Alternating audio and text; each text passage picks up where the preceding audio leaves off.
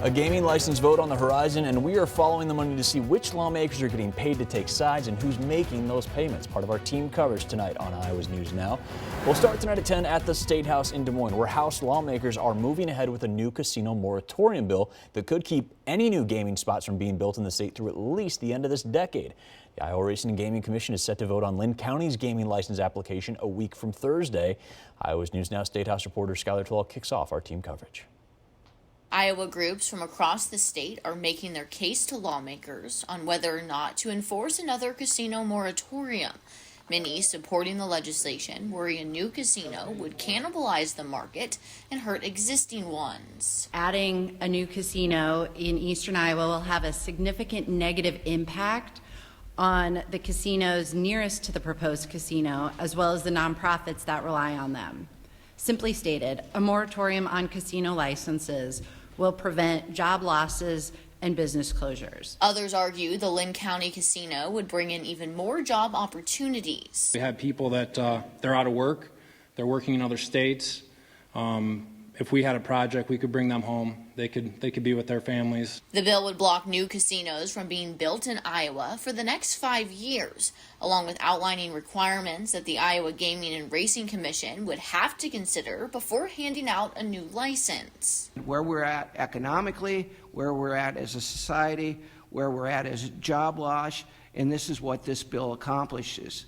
Right now, the commission, we don't know really what rules they're going by. While supporters claim lawmakers have the responsibility to set this policy, others want to see the decision be left up to the commission.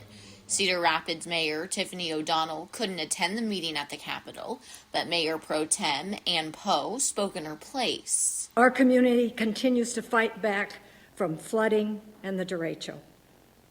So I cannot understate how important the economic impact from this casino would be on continuing to help us and the state in that recovery. The proposal advances out of committee and is eligible for debate on the House floor on Thursday.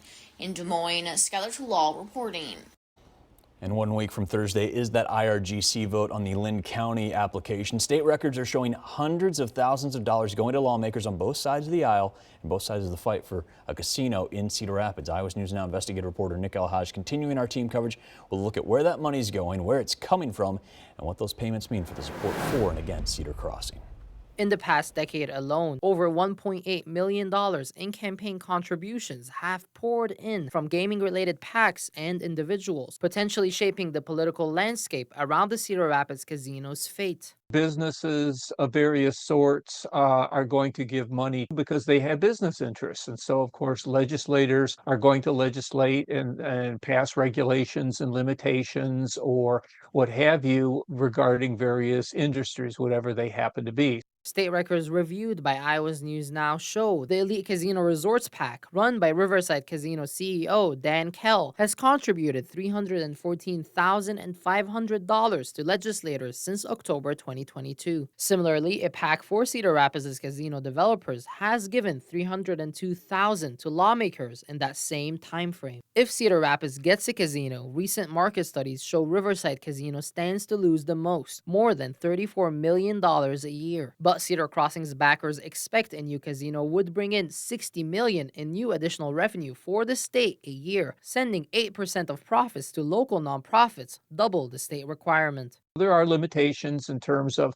who can contribute and so forth, and that's why you see that a lot of organizations will have what they call a political action committee, which is separate from their main entities. It's just basically an accounting method to make sure that the main entity, still their interests are represented through another entity. Cedar Rapids voters approved gaming in 2021, but the battle for the city to gain a gaming license persists. The Iowa Racing and Gaming Commission, which denied Linn County a license twice before, is now being petitioned by Riverside to block a new casino. Meanwhile, lawmakers have introduced bills to extend the state's moratorium on new licenses through 2030, mirroring the one passed in 2021. State Representative Bobby Kaufman and Senator Jeff Reichman are key players in this fight, introducing the moratorium in the House and Senate respectively. State records show Kaufman's campaign has received nearly $70,000 in gaming contributions, $50,000 of it from the elite PAC. Meanwhile, Reichman received over $4,000, with $3,500 coming from the same source. That happens. We see that on a regular basis, but still it's something that, again, people might want to look at, that all of a sudden if you have a large donation and then the person changes his or her views on something, it's a reasonable question to ask. You certainly don't want to have what you might call a bidding war, where you're trying to, again, buy influence as opposed to, again, just an information exchange, getting on people's radar. The final vote on the Cedar Crossing Casino is set for February 6th in Altoona. We asked Reichman and Kaufman about those campaign contributions. Reichman didn't respond, but Kaufman did, saying, quote, "Questioning my integrity is insulting. I vote and take positions based on merit, period." That's my quote. Reporting in studio, Nicole Haj, Iowa's News Now.